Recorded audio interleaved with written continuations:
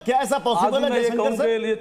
क्या ऐसा पॉसिबल है अगर ये अपनी बात कह रहे हैं कि साहब ये अलायंस नेचुरल अलायंस नहीं था, क्या उसका इफेक्ट दिखा है कि उद्धव ठाकरे का लिबरल हो जाना शिव सैनिकों को रास नहीं आया, जो हार्डकोर उसके वोटर थे या समर्थक थे? शिवसेना की जो ख्याति है, जिस ढंग की राजनीति शिवसेना करती रही है, उस ढंग की राजनीति तो हाल के दिनों में छोड़ दिया था। जो जगह जगह धरना प्रदर्शन, तोड़ फोड़ ये सारा जो काम उनका होता था, शिव सैनिक जो करते थे, तो वो काम गदर मचाने का काम तो इन्होंने छोड़ दिया था। एक तरह से ये खाली असली और नकली साबित करने में ही लगे रहे।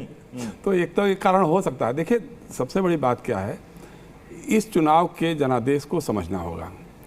इसमें दो तीन चीज़ें उभर करके आई हैं। एक तो एनडीए या भाजपा की जो इतनी बड़ी जीत मिली है महाराष्ट्र में, ये थोड़ी अविश्वसनीय लगती है। इस तरह की जीत 1984 में कांग्रेस को मिली थी। उस समय भी हम लोग सारे लोग रिपोर्टर थे, रिपोर्टिंग कर रहे थे, और लग नहीं रहा था कि कहीं से कि इस तरह का होगा।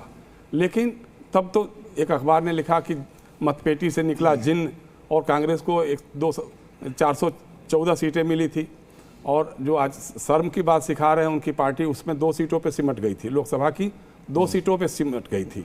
तो ये उस तरह का जनादेश एक तरह का है। इससे एक मैसेज ये भी है कि अब आपको विकास, जन कल्याण या नीतियों पे काम करने की जरूरत नहीं है। सांप्रदायिक नारे उछालिए, नफरती बातें करिए और फ्री बीज बांटिए। देखिए, फ्री बीज अगर लाड़की योजना महाराष्ट्र में कारगर हुई है, तो वही फ्री बीज योजना झारखंड में भी काम। झारखंड में मैया योजना थी, वो गोगो दीदी योजना जो बीजेपी ने लाई, एक्सेप्ट नहीं किया लोगों ने। मैया योजना की राशि चूंकि 1000 से बढ़ा करके 3000 की बात जेएमएम ने की थी। और ये देखिए तस्वीरें, अब ये तस्वीरें जलेबी छानते हुए तस्वीरें। अब देखिए देवेंद्र फडणवीस आपको नजर आ रहे हैं तस्वीरों में। शायद मैं जहां तक देख पा रहा हूं, शायद जलेबी छान रहे हैं वो। जलेबी छान रहे हैं। ये देखिए, तेल कढ़ाई में तेल गरम है और जलेबी छानी जा रही है। थोड़ी देर में चाशनी में डुबोई भी जाएगी ये जलेबी। आज सुबह जब हमारी बातचीत हो रही थी बीजेपी के प्रवक्ताओं से, तो उन्होंने कहा इतनी हड़बड़ी या जल्दबाजी क्या है, खाएंगे, आराम से खाएंगे। अब ये देखिए, जब महाराष्ट्र में बम्पर जीत मिली है बीजेपी को, अब तक का सबसे बेहतरीन प्रदर्शन महाराष्ट्र के चुनाव में बीजेपी कर रहा है, तो अब आप देखिए तस्वीरें भी सामने आने लगी। और पहले अमूमन चुनाव में जीत के बाद लड्डू की तस्वीर आती थी, अब आजकल चुनाव के नतीजों के बाद आजकल जलेबी की तस्वीरें सामने आ रही हैं। और ये ट्रेंड शुरू हुआ है हरियाणा से ट्रेंड शुरू हुआ है। ये देखिए तस्वीरें काफी कुछ बता रही हैं। आपने मुझे टाइम दिया था, लेकिन एक ही लाइन में बोल पाया। हाँ, बताएं। मैं केवल ये कह रहा हूँ, अभी भाई जयशंकर ने जो बात कही, देखिए कोई भी किसी भी नतीजे में मैं हमेशा एक चीज को पॉजिटिव एंगल देखता हूँ। ये नहीं सोचना चाहिए कि विद्वेष और ये। देखिए, जहाँ भी बीजेपी 10 वर्ष अगर किसी स्टेट में रही है, उसके बाद अगर वो चुनाव में गई है तो रिकॉर्ड वो तोड़ा है। अब गुजरात को देख लीजिए, हरियाणा देख लीजिए, अब इस बार महाराष्ट्र है। आप ये देखिए कि हमेशा तो कहीं ना कहीं ये कह देना कि सिर्फ जो है वो विद्वेष से जीत रही है फलाना, ये नहीं है।